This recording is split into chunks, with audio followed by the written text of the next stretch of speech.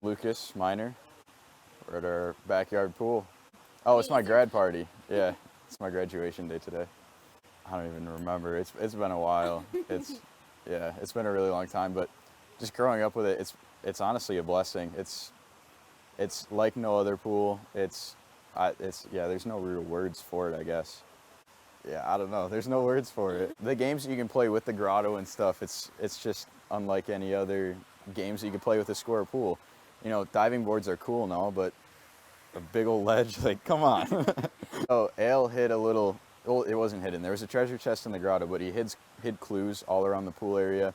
There's something on the little half barrel thing right there. There's something on the entranceway. And they were just numbers, and you had to go through and you had to open a lock, and then you opened it, but you weren't there because there was another lock, and then we had to go and find the key for that. So it was really fun. Just like it was gold coins, a gold railroad spike, and a stress ball. Yeah, no, we played a lot of games with it actually. It honestly, it became more of a ball than a stress ball. It was a fun pool toy. Like advice or... Yeah, definitely get a high place to jump off of because there's just something about it that